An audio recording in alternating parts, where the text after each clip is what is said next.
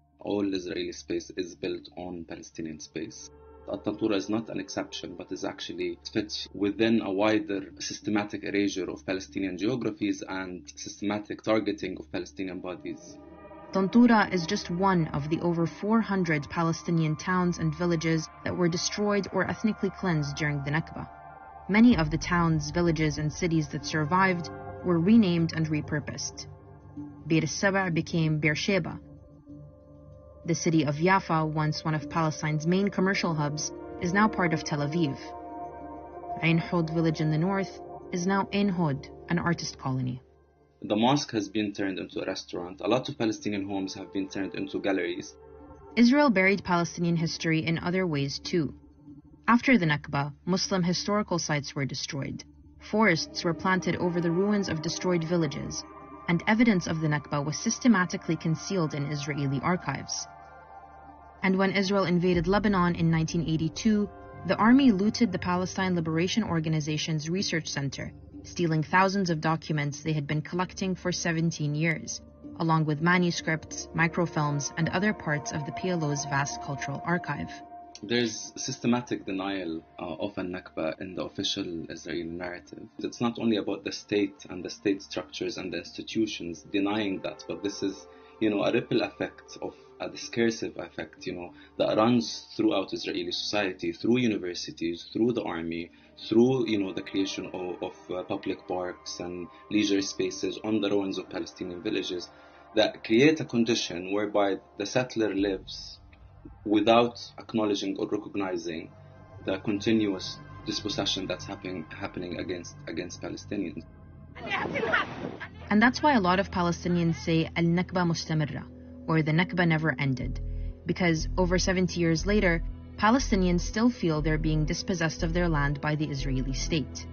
In occupied East Jerusalem, Palestinian families are being pushed out of their homes by Israeli court order in Sheikh Jarrah and other neighborhoods, while others are having their homes demolished. In the occupied West Bank, illegal settlements continue to be built and expanded on Palestinian land.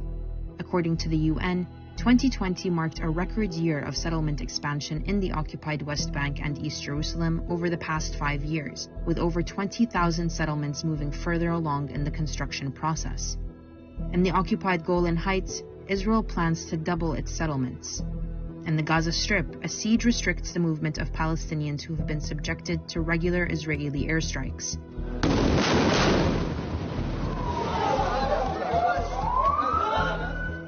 And in the Negev, where Palestinian Bedouin communities live, 35 villages unrecognized by the Israeli state are under routine threat of demolition.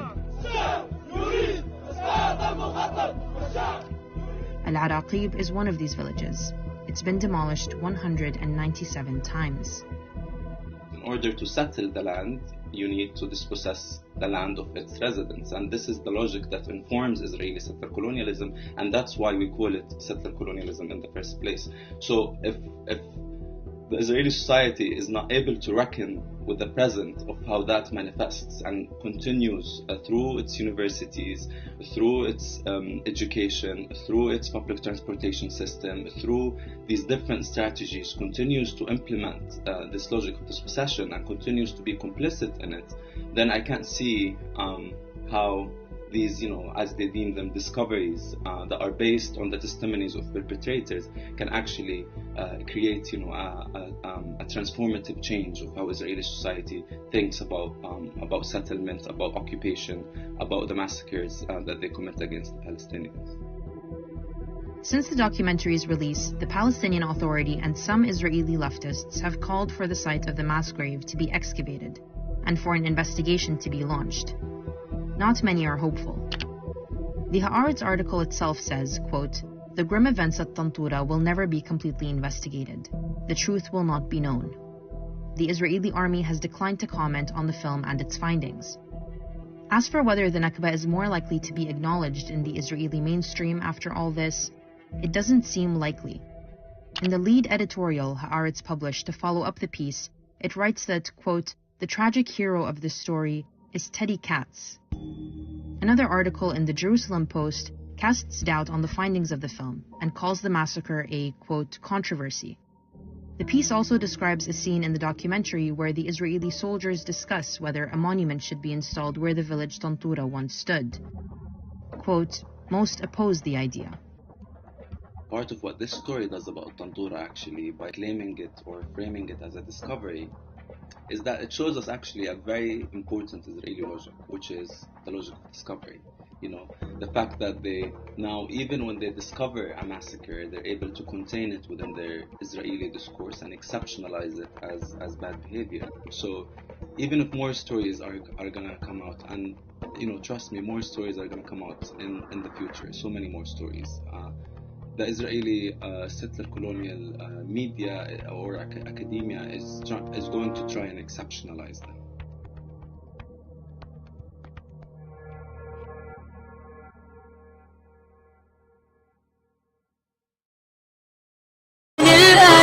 Salam Media, your spiritual companion this Ramadan.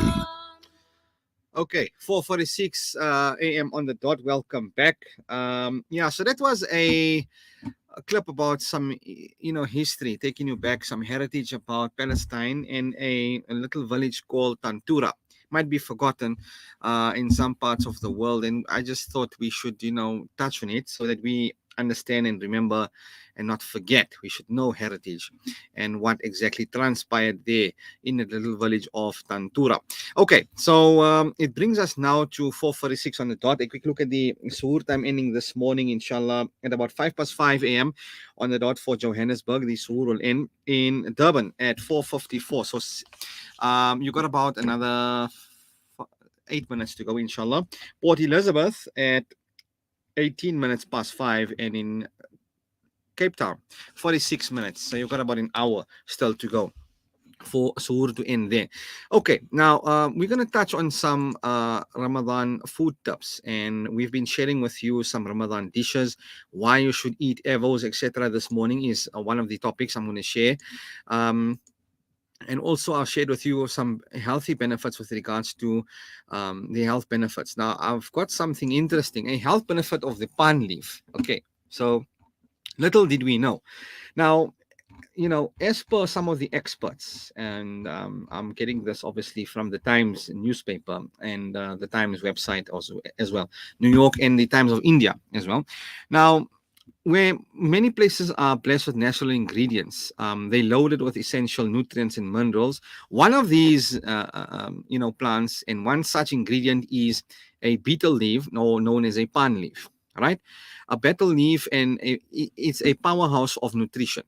So that's why they are considered as an integral part of Ayurveda as well. Right. So many of us know it as only pan, which is like a refreshing mouth freshener, etc. But there are many other uses of these little tender leaves. Right. So some use of these, you know, especially in the South India region, is used in a tradition. Okay. Where people offer 2 leaves to the guests on auspicious occasions. And in the north of India, you know, they have the leaves with the nuts, etc., things like that. Now, some use of the leaves in meals, right? It can be used as a mouth freshener, etc. But traditionally, these leaves comes in meals from Vietnam, you know, with its heritage. And they are used to wrap spicy morsels of meat. Now, if we talk about culinary uses of the betel leaf, a pan leaf, right? The most common and popular use is known as a freshener, right? A mouth freshener, or to give flavor. But as a key ingredient, they also used to make pan chaat, or even a pan ice cream, and you get a pan sorbet. Now, these are interesting. So you get something called a pan ki chaat, right? And, you know, it's a delectable chaat made with a gram of flour, coated with deep fried betel leaf. It's broken into pieces and then it's chopped with a bit of like a chutney, some sev, and some spices. It looks really good, and I want to try that as well, right? Also, you get a pan ice cream. Now, this ice cream is made with milk, sugar, corn flour, fresh cream, lemon juice, and cardamom powder. Now, you blend all of this together, and then with your betel leaf, you paste it, and then obviously deep freeze it until it's all settled in, and then you enjoy it just like that. Another health benefit is quite an analgesic in nature. Now, these leaves are rich in analgesic properties, so they provide a lot of relief from a lot of pain. right? They're used effectively in treating headaches. And as per experts, they are applying crushed betel leaf on the forehead. It can help reduce pain. I haven't tried it, but hey, who knows? Right. It also helps to control, constipation. For those suffering with a bit of constipation, a betel leaf can be an effective remedy. All you need to do is chew a few betel leaves on an empty stomach. Now, the juices that are formed restore the normal pH level of an upset stomach, and as a result, it controls your, constipations, etc. It helps improve with your digestion. So when you chew the betel leaf, it stimulates the release of your saliva that further helps in breaking down the food enzymes, right? Which makes it much more, easier to digest. Now, this reduces the pressure of the digestive tract, and it also helps to boost your digestive system. Another health benefit of the pan leaf, betel leaf, is that it stimulates hunger. So if you consume one betel leaf a day, it helps to flush out toxins that further restores the pH level in your stomach and hence increases appetite. Okay, and it's also effective against respiratory issues. So they are also effective in treating some respiratory issues. All you need to do is apply raw mustard oil, right, to a betel leaf, lukewarm it on a frying pan, and apply it to the chest to cure congestion. So take a bit of raw mustard oil, lukewarm it on a frying pan, and then just put it onto a chest, and it can help your digestion, etc. Also, it helps to treat coughs. So they loaded with goodness of antibiotics. The antibiotics in the pan leaf, a betel leaf, keeps the phlegm at ease, and it helps to reduce, all the inflammation caused by coughing, etc.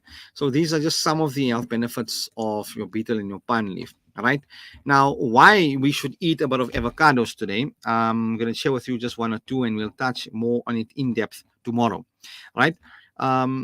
If you are fond of avos, right? Now, there's a recent study I came across, and it will give you some more reasons to enjoy avocados. Now, they're loaded with a lot of nutrients, right? So eating avo once or twice a week can help you in improving your heart health.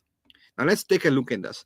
So a new study has suggested that eating 2 or more servings of avocado weekly was associated with a lower risk of cardiovascular diseases. All right. Now, this study was it was published by the American Heart Association. So avocados contain a lot of dietary fiber, right?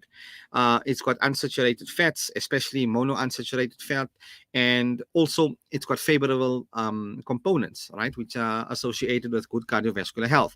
So clinical trials have previously found that avos have a positive impact on cardiovascular risk factors, including a high cholesterol. Now, researchers have believe that this is the first large prospective study to support a positive association between a high avocado consumption and, when it comes to low cardiovascular events such as coronary heart disease and even strokes, right? So the study provides further evidence that the intake of unsaturated fats can help your diet quality and is also an important component in cardiovascular disease prevention. Now, one of the lead authors of the study has said that these are particularly notable findings, right? So since the consumption of avocados has risen steeply, all right, and for 30 years, researchers have showed that, when it comes to the ages of 30 to 55 and men between the ages of 40 and 75, participants are free of cancer, coronary heart disease, and stroke, at the start of the study, basically.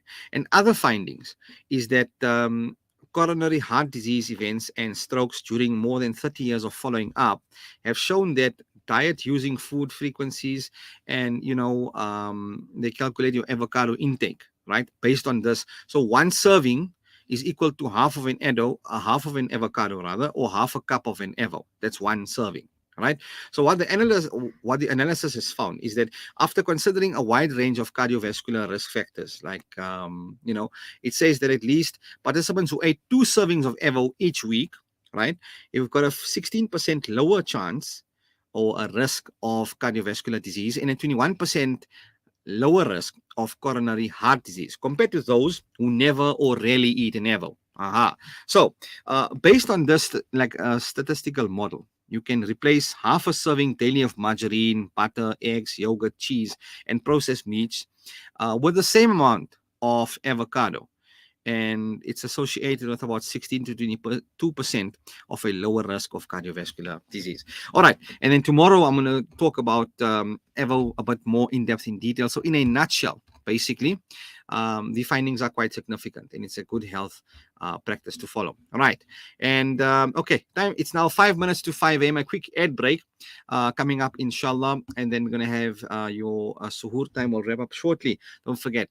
All right. And KZN, you've got it. Well, the KZN area, as I understand, the suhoor time ends right now, well, about a minute ago. But anyway, please follow the adhan of your locality. Johannesburg at 5:05 this morning. Port Elizabeth at 16 minutes past 5. Cape Town at 46 minutes past 5. Stay tuned. Salam Media, your spiritual companion this Ramadan. Zakah has the power to end extreme poverty. If the whole world gave zakah, it could end extreme poverty many times over. Islamic Relief has been distributing zakah for over 38 years. Our zakah policy complies with strict Sharia guidelines. It's endorsed by qualified scholars, and it only goes to eligible rights holders. So, harness the power of your zakah with Islamic Relief. Kids these days are smart, and when you're competing for their attention against their smartphones, you need to make smart choices, like using Sunfoil triple refined pure sunflower oil in every meal you make. It's naturally cholesterol-free and approved by the Heart and Stroke Foundation as part of a balanced eating plan. So whether you're cooking, frying, or baking, you get the great tasting results that'll get their attention faster than the latest app. And if that doesn't work, change the Wi-Fi password. Sunfoil. Now we're cooking. Southern Africa Dawah Network is a non-profit organization striving to uplift the disadvantaged and empowering through education and dawah. Donate to the SADN centers, the M.A. Motala Islamic Center, as well as our Islamic centers in Amoti, Imtalumi, Botshabelo, and Castile. Donate your zakat and lillah today. Contact Farooq Sheikh 076-321-0650, Yusuf Mohammadi 072-259-3457, or the SADN head office 031-304-8000. Our account, Standard Bank, account number 050-856-294 for your zakat, or 050-879-790 for your lillah. Dawah through education, education through dawah, the Southern Africa Dawah Network.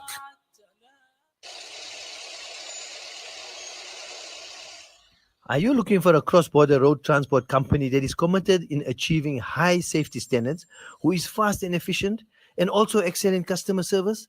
Gardi Global specializes in cross-border transport from South Africa to Mozambique, Zimbabwe, Zambia, and Malawi. Gardi Global, situated at 10 Daniel Road, Benrose, Johannesburg. For inquiries, contact our trained staff on 011-614-3108 or email info@gardiglobal.co.za. Safe long haul into Africa is our business. Gardi Global Transport. 888 guarantees your zakah payments will be allocated strictly according to Sharia. Our team of ulama have identified people who zakah can be given to, and we ensure that funds and goods are distributed in the right hands. Our zakah projects cover education, food, security, orphan support, medical supplies, and refugee assistance. Your zakah can help needy families in South Africa, Syria, Yemen, Palestine, and Afghanistan. Ashraful Aid is an international humanitarian agency based in Johannesburg, sustaining the needs of communities in 15 countries affected by poverty, disaster, famine, and war. Visit ashrafullaid.org for latest updates and to donate online. Salam Media, your spiritual companion this Ramadan. Suhoor, live and fresh on Salam Media. Allahumma innaka afuwwun tuhibbul afwa fa'fu anni. اللهم إنك عفو تحب العفو فاعف عني اللهم إنك عفو تحب العفو فاعف عني. Man, klar. Just play an.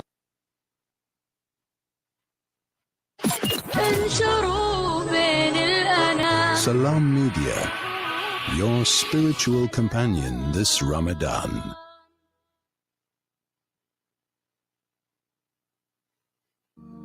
مولاي قد نمت عيون وتيقظت أيضا عيون نمت عيون الخائنين وعين نجمك لا تخون نمت عيون الخائنين وعين نجمك لا تخون مولاي قد نمت عيون وتيقظت أيضا عيون نمت عيون الخائنين وعين نجمك لا تخون نمت عيون الخائنين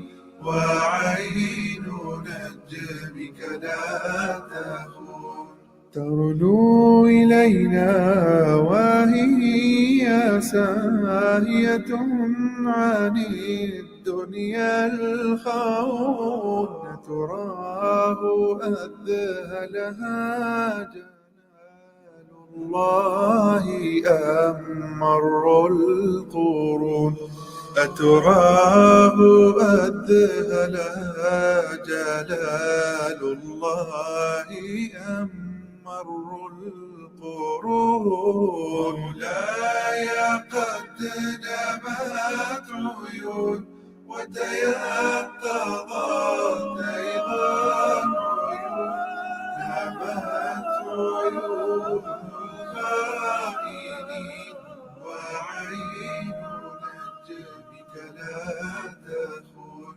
نمت عيون الخائنين وعين نجمك لا تخون أن من فوق الثرى لا يسمعون ولا يعون ويح نفسي فلم ترى وهي ترسخ في سجود ويح نفسي فلم ترى وهي ترسخ في سجود وهي Salam Media, your spiritual companion this Ramadan. There's no smell that takes me back to the comfort of my childhood than the smell of black seed oil being applied by my nani. Now I'm using Tib black seed in my own home to soothe sniffles and coughs, to help with digestion and immunity, and of course, as part of my beauty routine. After all these years, I've come to appreciate the wisdom in finding comfort and shifa in trusted treatments like Tib black seed. You can find Tib black seed at all leading pharmacies or find out more at blackseed.co.za. There are an estimate of 153 million orphans worldwide. Change their lives by donating towards our Orphan Kind program. For 750 Rand per month, you can be the reason an orphan smiles. Go on, be orphan kind. Visit www.pennyappeal.org.za or call 031 1100 573 to find out how you can help save these children's lives. Penny Appeal. Small change, big difference. Ah, the kitchen, the heart of the home, where memories are made and celebrated. Our go-to place for those freshly stacked pancakes early in the morning or for that late-night snack munchies. We are in there together, cooking, eating and celebrating life together. Let's keep the kitchen a place that is shared by everyone, where we build stronger bonds and grow together. Sunfoil, now we cooking. Visit nowwecooking.co.za for recipes that everyone can help make. Okay, welcome back. Right, so we've got a few seconds to go in Johannesburg as the Suhoor time will end for us now very shortly. So please, if you've just woken up, well, good luck. And for those of you who've tuned in and been with us, alhamdulillah, thanks for obviously sharing, liking, hitting the like button. We acknowledge you. We see you. All of you guys watching and liking the program as well. Hoping you're enjoying it as much as we are. Right, a few seconds to go before Suhoor will end in Johannesburg. Follow the adhan of your locality, whether you're out in Carolina, you could be out in Zanin, Nelsstrom, Bloemhof, Zeerust, Escort, Denhauser. You could be out in the Western Cape area, Somerset East, Carnarvon, Oudtshoorn, Graafrenet, Da'a, I don't know, Port Elizabeth, wherever you're at. Please follow the Malmesbury. Follow the adhan of your locality. Thanks to one and all. We acknowledge you guys streaming in from far and wide, on the program as well. Yep, there you go. Right, so it's now exactly 6 minutes past 5 on the dot. Suhoor ends. Let's recite the dua. Bismillahirrahmanirrahim. Allahumma summu ghadan laka faghfir lima qaddamtu wa ma akhartu. Inshallah, coming up, we're going to have the Fajr Adhan, thereafter the Medina Fajr crossover, and after that will be the Para a Day, read by Sheikh Mair Al-Mu'ikli.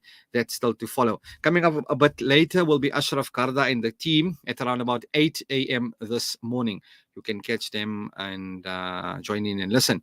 And you can follow your news update coming up a bit later. All right, from me and Sadek here in the studio, we'll be back inshallah tomorrow morning, same time, same place. Take care. Have a fantastic day ahead. Alhamdulillah. Wishing all the very best. Remember us in your pious du'as, and may Allah accept all that is good for us, inshallah. Ameen. Assalamu alaikum wa rahmatullahi wa barakatuh.